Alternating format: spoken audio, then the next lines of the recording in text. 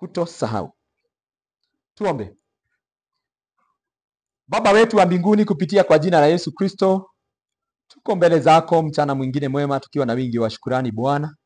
Asante Kristo kwa sababu ya kutupa nafasi ya kufika katika hekalu lako ili tuweze kupokea ujumbe wa neno lako. Tunapoanza kusikia ujumbe huu, tuomba utamalaki uanze nasi, utufunze, utuelekeze. Tukifika mwisho, tulitukuze jina lako, tulihimidi jina lako. Ni katika jina la Yesu Kristo Bwana tumeomba tukiamini. Amen. Nashukuru Mungu kwa sababu ya nafasi hiyo. Siku ya leo ninataka niongee juu ya kutosahau. Kuweka kumbukumbu katika maisha yako. Weka alama ambayo itakukumbusha ya kwamba Mungu alinitoa mahali, Mungu amenitendea, Mungu amenipeleka hii safari mpaka mahali ambapo nimefika. Bwana Yesu asifiwe. Mwadhani agoshwo. Kanisa, Bwana Yesu asifiwe. Watu wa online wanatupata, nataka tuwakaribishe vizuri. Na tengeneza mkono, tukaribisha watu wa online kwa sababu ni watu wazuri, ni watu wa nguvu, ni watu wa maana, ni mmoja wetu. Licha ya kwamba ni venye wako mbali, wangekuwa hapa kanisani. Sasa, haya. Shangwe na vigelegele wewe. Thank you. Asante. Katika historia yote ya mwanadamu, yeye ni msahaulifu. Anasahau, anakumbushwa, na anasahau tena, na anakumbushwa, na anasahau tena. Mwanadamu ni wa kusahau. Ukisoma maandiko katika kitabu cha Judges, ukiangalia Judges, kitabu cha Judges huwa kinaonyesha jinsi ambavyo mwanadamu ni msahaulifu. Ukisoma kila chapter ya kitabu cha Judges, huwa inasema mwanadamu akasahau na akarudi kwa dhambi na akasahau Mungu wake, naye Mungu anamuachilia, anateswa kidogo, alafu tena analilia Mungu, anarudi kwa Mungu, Mungu anamrudia. Ukienda hii chapter nyingine inasema mwanadamu akasahau, anasahau. Mwanadamu ni wa kusahau. Hata saa hizi kati yenu kuna watu saa hii hata wajui kuna siku tulikuwa tunavaa mask. Kuna wakati yenye tulikuwa tunafanya social distance, hatukuwa tulikuwa kanisa unaweka kiti moja pale na ingine hapa na ingine hapa na ingine. Watu wanne kwa room moja. Hiyo mlisahau. Hata kuna siku yenye gari ulikuwa unaingia gari, unangojea wengine waingie, alafu na wewe unaingia unakaa hapo na unafunga mask na unafungua madirisha usiambukizwe. Mlisahau. Shule ikafungwa, kanisa ikafungwa, all that. Lakini sasa mwanadamu saa hizi akumbuki kitu kama hiyo. Hata ukimwambia ni kama ni history, anasema hiyo ni nini? Ukimwambia quarantine, ajui. Ukimwambia social distance, ajui. Hizo zimesahauli. Mwanadamu huwa anasahau. Kuna mwanadamu ambaye ni mwanasiasa, na huwa ninakuambia hivyo, na mshike vizuri. Mwanasiasa ni wa ajabu sana. Akushagi. Kuna wanasiasa wenye hata nyinyi mnawajua. Kila uchaguzi anakuanga chama tofauti na siku ile ingi. Hapo hii sasa anaimba akisema yeye ni wa ODM, ama ni wa UDA, ama ni wa na Kikenya. Alafu kesho yule tu alikuwa anasema jana ni wa ODM, anasema baada ya kuongea na watu wangu waliniambia hapa ndipo tunafaa kuolewa. Na sasa tumeolewa na chama nyingine. Na anaendelea kumfanyia hiyo chama kampeni, na anasema hii ndio chama, ama huyu ndio kiongozi mzuri, na anamuadvertise na anamfurahia sana. Lakini siku ambayo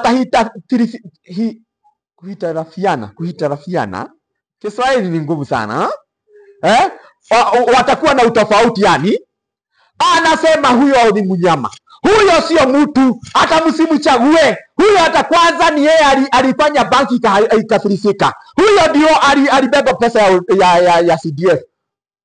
Yule mwanadamu mwenye alisema fulani tosha, leo anasema fulani aguka. Huyo mwanadamu huyo. Sasa ninataka siku ya leo tufunguke. Yesu Kristo ama neno la Mungu siku ya leo linatufunza tusisahau mahali ambapo Mungu ametutoa. Bible huwa inasema after miaka kadhaa kulizaliwa generation ambayo haikujua mateso ambayo Waisraeli walipitia kwa Farao. Kukakuja generation ambayo ilianza mambo tofauti kabisa. Katika kitabu cha Joshua mlango wa 4, Joshua ndio aliyewaongoza Waisraeli. Baada ya Musa, Joshua alichukua usukani na akavuka River Jordan na Waisraeli. Na wakati ambapo alivuka kufika ng'ambo ile ingine, Mungu alinena na Joshua. Akamwambia hawa watu watasahau. Watasahau kabisa mahali nimewatoa. Watasahau ile nyahunyo Farao aliwaweka. Watasahau ile mateso wamepitia kwa jangwa for 40 years. Hawa watasahau.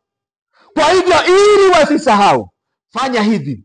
Weka alama ya kumbukumbu. Siku ya leo ninataka tuongee. Ambia mwingine, weka alama ya kumbukumbu. Angalia mwingine kwa macho, muangalie vizuri. Muangalie tafadhali. Muangalie kwa macho vizuri. Mwambie weka alama ya kumbukumbu. Kuna wakati ambapo niliwaambia shosho yangu alikuwa mwenye bidii sana. Siku ya Sunday shosho hakutaka wageni. Hakutaka kusumbuliwa. Sunday asubuhi ni ajitayarishe haraka, alikuwa wa kuanza kufika kanisani. Shosho hakutaka mambo mingi. Siku moja kama tumekaa hivi nikamwambia shosho, kwa nini huwa unajipea allowance kubwa na watu wengine? Wewe unafikanga kanisa wa kwanza, hata kanisa haijafunguliwa unaenda kupigwa na baridi pale nje. Shosho akaniambia, wacha nikuambie, mahali ambapo Mungu alinitoa, nikawa Mkristo vile nilivyo, siwezi taka kujoke na huyu Mungu, na siwezi taka kuchelewa. Siwezi taka Mungu wangu siku moja apige mdomo juu yangu. Siwezi taka. Alikuwa mwenye bidii. Alikuwa mwenye bidii. Bwana Yesu atukuzwe. Siku ya leo nilikuwa ninafunza Sunday school juu ya mfalme Success na mke wake Vashiti. Na sijasoma sana historia ya Vashiti, mahali alitolewa na Success ndio aolewe na Success. Lakini wakati Vashiti alifika State House na akajiona yeye ni queen, na akajiona yeye ako na walinzi na ako na watu wanampakisa wakimpepeta hivi, akaringa, akasahau mahali ametoka. Ati king anamuita kuja upokee wageni. Anasema sikuji, niko ninatengeneza news. Sikuji. Baka King Success akasema kuanzia leo uqueen wa Vashiti umefika hapo. Na akaenda kutafuta queen mwingine na akapata Esther. Kasichana ambako ni kasimple, hakana mambo mengi. Bwana Yesu asifiwe. Hiyo ilikuwa ya Sunday school. Lakini wacha nikuambie hivi siku ya leo, ndugu yangu na dada yangu, hatufai kusahau mahali ambapo tumetoka. Kuna kasichana kingine huwa kanaimbiwa kwa wimbo ya Kikuyu. Niliwaambia mimi nasikilizaga wimbo zote. Hiyo wimbo ni ya Kikuyu na ni ya Dash. Ni ya Dash. Na sasa wimbo ya Dash, unaweza sema pastor asikiagi, lakini mimi ninasikiaga. Ako kasichana kanaitwa Muthoni, sijui ni Muthoni. Muthoni alisaliwa Dodori. Na wakati Muthoni alikuwa Dodori, alikuwa kasichana kebaba, keusi. Lakini wakati Muthoni alifika Nairobi, akajua kuna inaitwa nini ile mtu anapaka anakuwa mweupe. Muthoni akapaka hiyo, akaanza kukua mweupe, although wanapakaga unarudi naona huku kagokora hapa kamebaki keusi. na magoti hapa. Muthoni akapaka hiyo akakuwa keupe. From there Muthoni akaonyeshwa na wajanja wa Nairobi kuna ingine ya kuharukia. Unajua sasa huku hajanona, lakini akiharukia hiyo atakuwa amenona.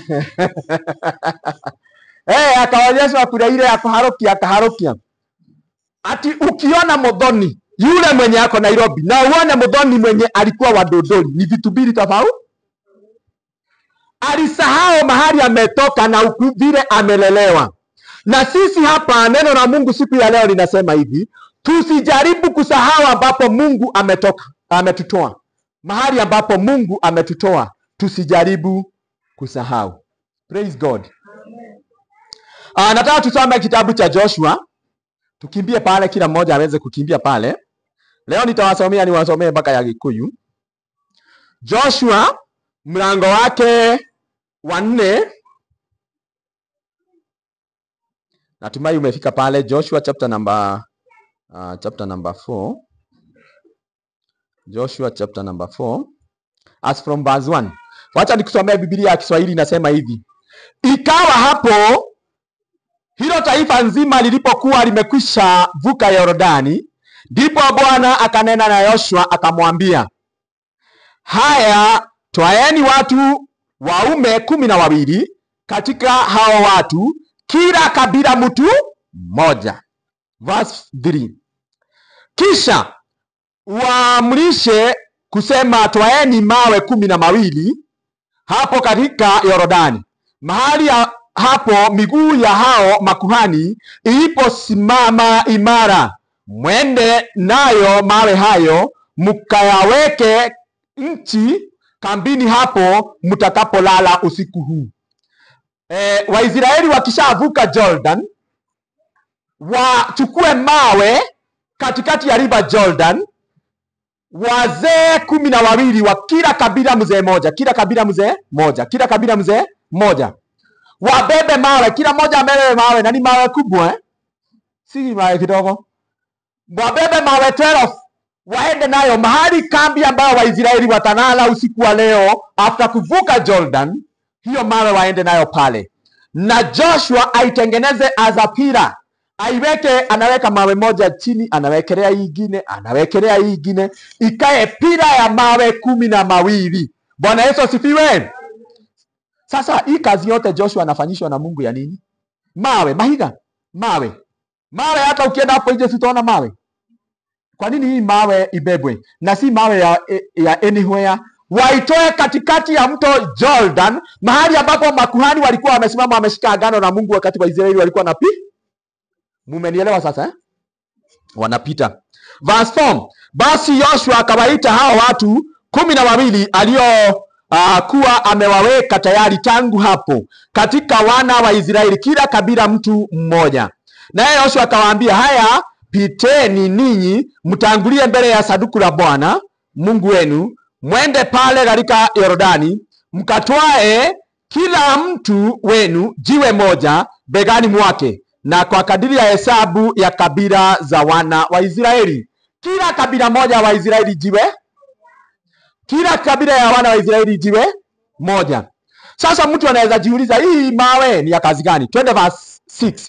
Ili kwamba jambo hili liwe ishara kati yenu hapo watoto wenu watakapowauliza ninyi katika siku zijazo, si saa hizi, siku zijazo, nini maana yake mawe haya? Ndipo mtakapowaambia, ni kwa sababu maji ya Yordani yalitindika mbele ya sanduku la agano la Bwana,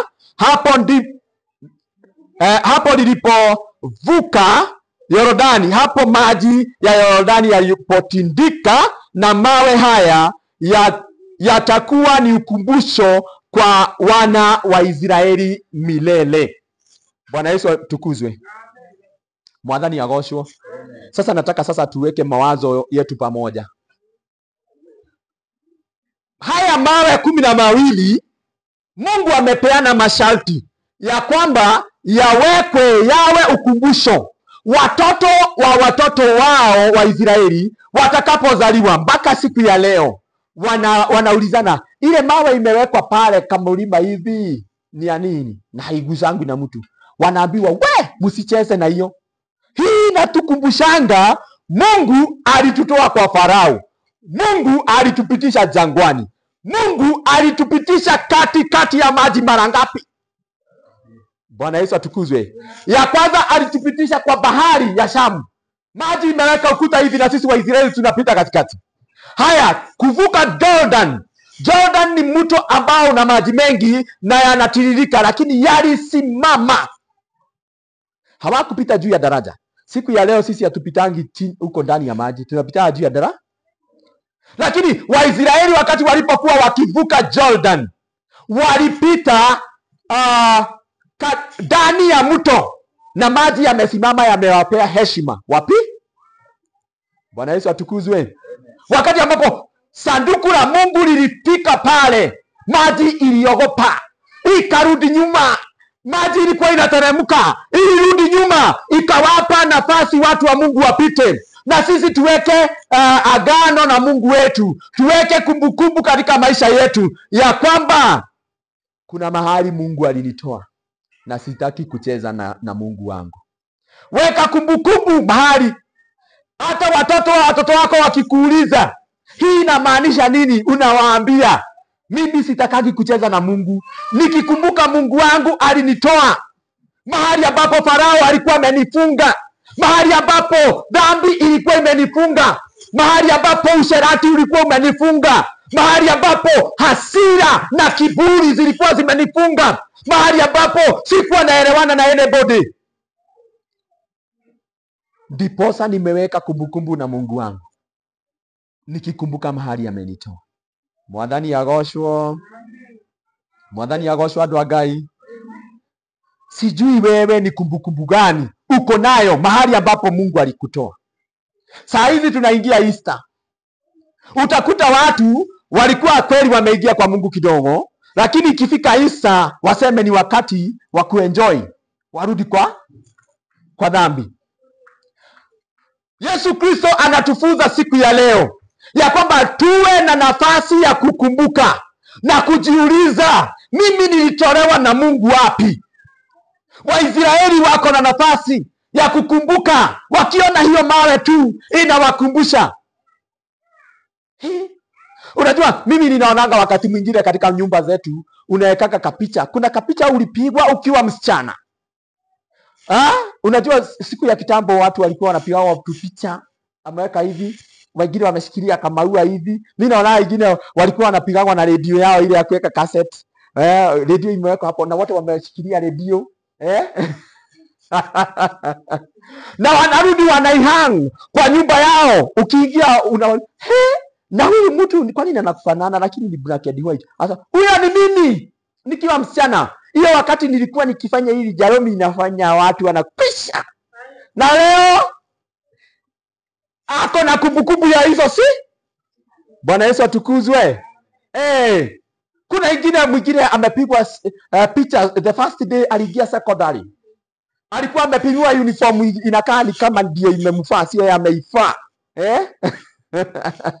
Boka sweta kiandae hapa imefika hapa. Imeshuha hivi. Lakini anaenjoy, anasema nikikumbuka hii siku nafurahia na kumshukuru Mungu. Bwana Yesu atukuzwe. Ukikumbuka mahali ambapo Mungu amekutoa, kuna kumbukumbu nyingi, lakini kuna watu ambao ukiingia kwao badala uone kitu cha kufurahisha na kumbukumbu, hata watoto wake wanauliza hapa. Anaweka picha yake akibatizwa miaka 50 yenye imeisha, anaambia watoto niye dajirie utungatira Ngai serious. Niona that day nilioni hapa nikasema niko serious na Mungu wangu. Lakini sisi kwetu ukiingia ni picha ya UDA ya ule mtu alianguka, lakini tumeweka hapo kwa nyumba. Huyo alikuwa amesimama na chama ya ng'ombe. Huyo alikuwa amesimama na chama ya ODM. Na huyo alikuwa amesimama independent candidate. Hao ndio wamewekwa kwa nyumba. Bwana Yesu atukuzwe. Sasa baka story yenye inaendelea kwa hiyo nyumba, watoto wanakuuliza, mam, huyo mwenye anaitwa Chepkonga ni nani? Huyo Chepkonga ni mbunge wetu. Sasa hiyo ndio debate, kwa sababu wanaona wanasoma wanakuli. I wish kama kile ambacho wangekuwa wakisoma pale ni kumbukumbu uliweka. Kuna mtu ambaye wakati alisoma neno, ile neno lilimguza sana, ile siku ambayo aliokolewa, alilia mpaka akabadilishwa siku hiyo. Anaichora vizuri kwa karatasi. Anaichora vizuri na anaenda anaiweka kwa nyumba yake. Bwana Yesu asifiwe. Sasa siku moja watoto wanamuuliza, na kwa nini umeandika John 3:16 pale mam? Ama baba? Na yeye anawaambia, hii ni ile siku yenye nilirealize dunia hii haina kiderio, nikaamua kupeana maisha yangu kwa Yesu. Hii ndio sababu unaona nimeweka hapo. Bwana Yesu atukuzwe. Ati watoto watauliza Waisraeli, ile mawe imewekwa pale ni ya nini? Bible imetuambia, hebu tusome verse 7. Kila mmoja tukimbie pale. Joshua chapter 4 verse 7, turudi pale. Tuguze chapter 6 kidogo alafu verse 7, verse 6 na verse 7. Ili kwamba jambo hili liwe ishara kati yenu, hapo watoto wenu watakapowauliza ninyi katika siku zijazo, wakisema, ni nini maana yake mawe haya? Ndipo mtakapowaambia, verse 7, ndipo mtakapowaambia, kwa sababu maji ya Yordani yalitindika mbele ya sanduku la Bwana. Bwana Yesu asifiwe. Hiyo maji ya ulimwengu ambayo ilikuwa inakutikisa, ilitikiswa na sanduku la Bwana, ilitikiswa na neno la Mungu, ilikaa kando na kukupea space. Hiyo mambo ambayo ilikuwa imekufunga for a long time, mambo ambayo ilikuwa inafanya hawezi songa, ilikuwa imekufunga mikono na miguu, ulikuwa umefungwa na Farao, hiyo yenye ilikuwa inakutesa, unalala ukilia the whole night, ukijaribu kujiuliza vile utatoka kwa hiyo shida. Na siku hiyo Mungu alikusaidia ukaachana na shida. Weka kumbukumbu ya that day. Bwana Yesu atukuzwe. Hata watu ambao watapitia karibu na kwako wanakuuliza, hii ni ishara ya nini umeweka hapa Mama Jerry? Unawaambia, ile siku yenye nilikutana na Yesu, hii kamiti ndio nilipanda, nikasema itakuwa kumbukumbu ya kile ambacho Mungu amenitendea. Bwana Yesu atukuzwe. Sijui wewe uko na kumbukumbu gani? Kwa maisha yako ya Ukristo una kumbukumbu gani? Kwa maisha yako ya imani uko na kumbukumbu gani? Hata uwezi unakaa tu unaanza kuimagine urudi kwa Farao. Unakumbuka ile Farao mwenye alikuwa amekutesa sana kule nje. Sijui kama wewe unaweza tamani kurudi kwake. Kuna wimbo moja ulikuwa unaimbanga wa Kikuyu. Kuna shosho alikuwa amependa kuimba, na huyo shosho dakika ya mwisho aliaga.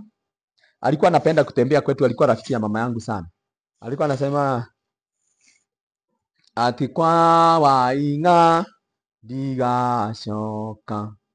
Mnajua hiyo wimbo? Ni ya Kikuyu? Dahunyukite giuma kwa wainga.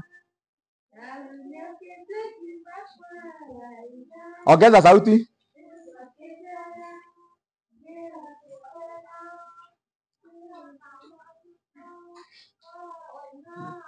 Digashoka. Good. Ati wakati ambapo ulikuwa unatoka huko kwa Farao, wakati ulikuwa unatoka huko kwa dhambi, just imagine vile maisha yako yalikuwa, na kama mpaka saa hii ungekuwa bado huko, shetani angekuwa amekupaka vizuri hiyo matope yake vizuri, anakuingiza ndani ya matope vizuri mpaka hauna sura, hauna shape, hakuna mtu anataka kujiassociate na wewe. Na siku ya leo uko hapa kanisani ukimtukuza Mungu, uko hapa kanisani ukiabudu Mungu. Imagine na ukumbuke, recall that time. Weka kumbukumbu, weka ishara mahali, hata watu wenye watakuja miaka ijayo uwaambie, mimi sichezangi na Mungu nikikumbuka. Kuna wakati hata singeajiriwa kazi na mtu, naenda kuomba kibarua, lakini nikienda unaona wamefuka mapua, hata hawezi kunipea kibarua, wananiambia na leo mpaka watu wanataka kupigwa picha na wewe, kwa sababu Yesu alikusafisha, Yesu alikupaka mafuta, Yesu alikufanya ushaini. Mwadhani agoshwo. Bwana Yesu atukuzwe. Huyo Yesu ambaye amekutoa kwa giza, amekuleta kwa mwanga, unadeserve kumtumikia. Alikutoa akiwa na a proper reason.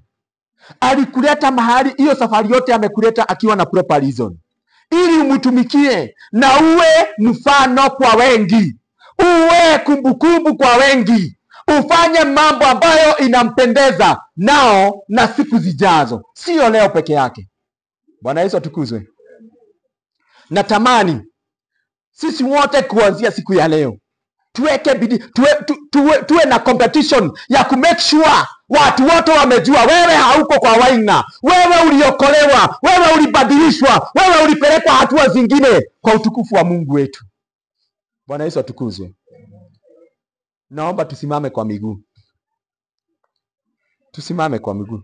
Sitaki niwasomee vitabu vingi, lakini kile ambacho ninatamani siku ya leo uondoke nacho siku ya leo ukienda ukiimba ni kwamba nina kumbukumbu, nitaweka kumbukumbu hata kwa watoto wangu, wataishi kusimulia ya kwamba mzazi wetu achezangi na Mungu.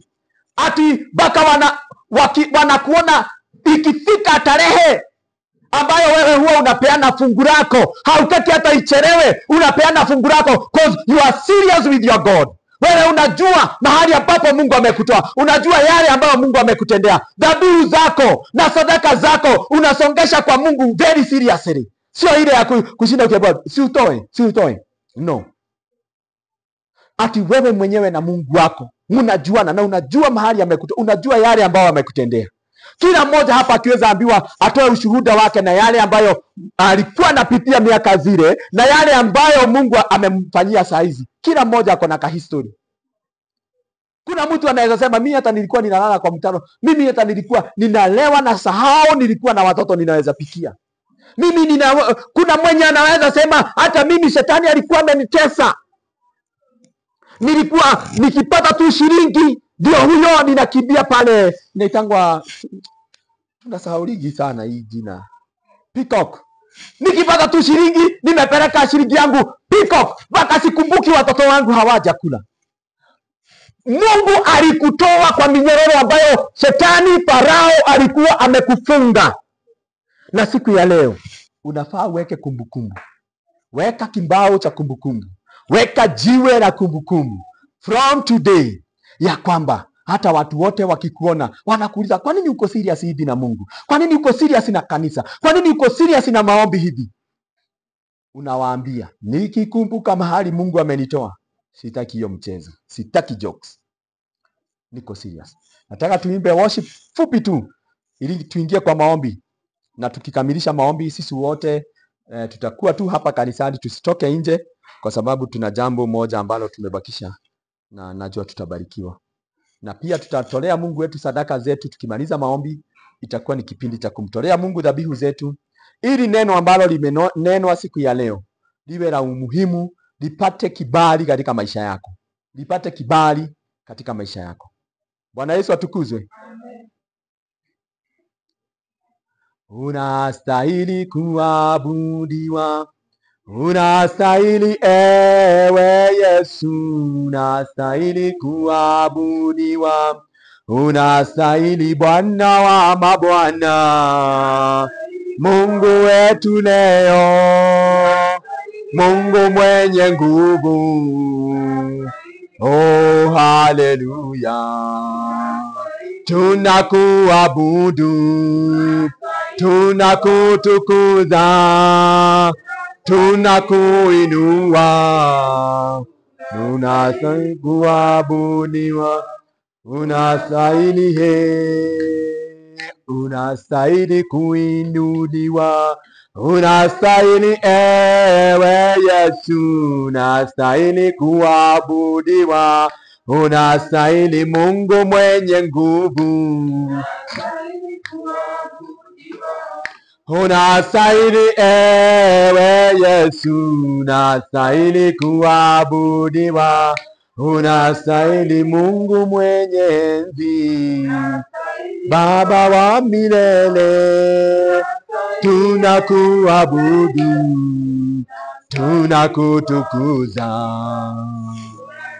Kila mmoja aweze kuinua sauti yake mbele za Bwana, na usiogope kama watu wanakusikiza. Ambia Baba, nataka uniinulie kumbukumbu ambalo Baba litaishi kusimulia mahali ambapo umenitoa, mahali ambapo Farao alinitesa, mahali ambapo niliona miujiza mikuu. Mungu, ukinitoa katika mikono na minyororo ya Farao, mahali ambapo Mungu niliona ukifanya hata bahari gawanyike ili mimi mtu wako niokolewe, mahali ambapo niliona ukisimamisha hata mito ili mimi mtu wako niokolewe. Miujiza yote ambayo Bwana alitenda katika maisha yako uweke katika kumbukumbu ya kwamba wewe sio mtumwa wa ibilisi tena, ya kwamba wewe sio mtumwa wa dhambi tena, ya kwamba wewe sio mtumwa wa shetani tena. In the mighty name of Jesus. Mungu wetu ni mwaminifu. Mungu wetu anaweza, ana nguvu na mamlaka, na anaweza kukutendea hata mchana wa siku ya leo. Kinda raba bozika la mahanderi mazeria, kinda raba bozika la mahanderi mazeria, kinda raba bozika la mahanderi maporia. Tunamulilia mchana wa siku ya leo, yeye ambaye huwa anainua kumbukumbu, atuinulie kumbukumbu mchana wa leo, atuinulie kumbukumbu katika maisha yetu. In the mighty name of Jesus. Hata watoto wa watoto wetu wawe na ushuhuda ya kusema imani ya shosho yetu, imani ya kukaa wetu, imani ya baba yetu, imani ya ndugu yetu sio ya kuchezewa, ni imani thabiti. In the mighty name of Jesus. Waisraeli wakaweka kumbukumbu ya mawe 12 ya kwamba kuna Mungu aliwatoa kwa Farao, ya kwamba kuna Mungu aliwavusha mto wa Yordani, ya kwamba kuna Mungu ambaye aliwavusha katika bahari ya Shamu, bahari ambayo ilikuwa imejaa mauti, lakini Mungu aliwavusha. Reka maganda mazeria, reka maganda mazeria, reka maganda mazeria. Baba, tunaamini, tuna wingi wa imani. Mchana wa leo unaenda kuweka kumbukumbu katika maisha ya wapendwa hawa, katika maisha ya wapendwa hawa, katika maisha ya wapendwa hawa. In the mighty name of Jesus. Kuna watoto watazaliwa na watajifunza na imani zao. Kuna wajukuu watazaliwa na watajifunza na imani zao. In the mighty name of Jesus. Oh, roho ya usahaulifu, roho ya kuwa na kumbukumbu, tunaiangusha from now. Roho ya kusahau mahali ambapo Mungu ametutoa na shetani anaanza kutuwin tena, tunaiangusha katika jina la Yesu, tunaiangusha katika jina la Yesu. Mariko bosheteri alimazeria limazika limahande limaporia, tunaiangusha katika jina la Yesu, tunaiangusha katika jina la Yesu. Tunatangaza ukuu wa Mungu juu ya watu wake. Tunatangaza ukuu wa Mungu juu ya watu wake. Tunatangaza ukuu wa Mungu juu ya watu wake katika jina la Yesu Kristo Bwana. Labda wewe ungependa niombe na wewe, inua tu mkono wako juu, niombe na wewe na Mungu atakutendea. In the mighty name of Jesus. Baba wa rehema na Mungu wetu, tazama mikono iliyoinuliwa mbele za uso wako. Tazama wanakuhitaji ili wawekee kumbukumbu kuanzia siku ya leo, ya kwamba kuna Mungu anayetenda, ya kwamba kuna Mungu anayegawanyisha bahari, ya kwamba kuna Mungu anayesimamisha maji ya mito. In the mighty name of Jesus. Ya kwamba kuna Mungu anayenyamazisha Farao. Licha ya kwamba Farao ana nguvu nyingi na mateso mengi, anaweza kusimamishwa. In the mighty name of Jesus. Hili ni kumbukumbu tumesimamisha from today katika maisha ya watu wa Mungu, katika jina la Yesu Kristo Bwana tumeomba. Amen. Amen. Amen. Ni wakati wa kumtolea Mungu sadaka zetu. Ni wakati wa kumtolea Mungu sadaka zetu. Nataka tuweze kutoa sadaka zetu. Kila mmoja atoe sadaka mahali ilipo. Nitawaelekeza jinsi ambavyo tutatoa sadaka zetu. Wale ambao wako nazo kwa simu, unaweza toa kwa nambari ya simu ya send money. Tutaenda tu kwa send money. Send money 0740 80 93 11 0740 80 93 11 0740 80 93 11 0740 80 93 11. Wale wa online unaweza toa tu sadaka yako kwa hiyo nambari 0740 80 93 11. Wengine wote tushike sadaka zetu tunapoziombea kwa utukufu wa jina la Mungu wetu. Mtakatifu wa Israeli na Mungu wetu, uliye Baba wetu wa mbinguni na Baba wa Mwokozi wetu Yesu Kristo, tuko chini ya miguu yako Baba, tukikuabudu kwa sadaka ambazo umetubariki nazo.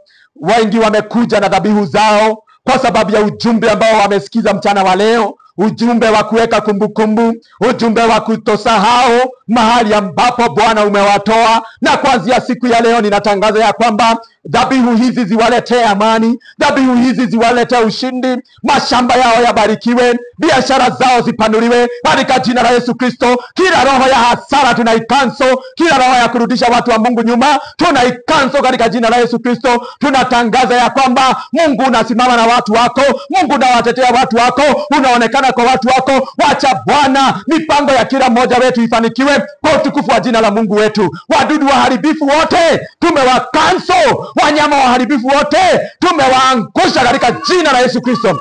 Tunatangaza mashamba yetu yamebarikiwa, biashara zetu zimebarikiwa. Wewe ni Mungu unayetenda, endelea kututendea kwa utukufu wa jina lako. Tunaomba ya kwamba tunaomba tukiamini ya kwamba umesikia, na ni katika jina la Yesu Kristo aliye Bwana na Mwokozi wetu. Amen. Amen. Tunaweza toa sadaka zetu. Wale wa online unaweza rusha sadaka yako hapo kwa 0740 80 93 11. Tunaweza kuja sisi wote tukitoa sadaka zetu. Kama tumenyamaza tu, unatoa sadaka na unarudi kwa kiti. Na wale wako nje waingie wakitoa sadaka zao. Unatoa tu sadaka yako na unarudi kwa kiti. Naomba kwa unyenyekevu wale wako nje wakuje, waambiwe waingie watoe sadaka zao. Na tutaweza kubarikiwa. Unarudi tu kwa kiti. Nikiaga watu wa online, tupigie watu wa online shangwe na vigelegele vizuri. Shangwe na vigelegele wewe. Thank you. Tupatane next week kwa utukufu wa jina la Mungu wetu. Na wengine tuendelee kutoa sadaka zetu tukirudi kwa kiti, alafu tuongee mambo mawili tukamilishe ibada yetu.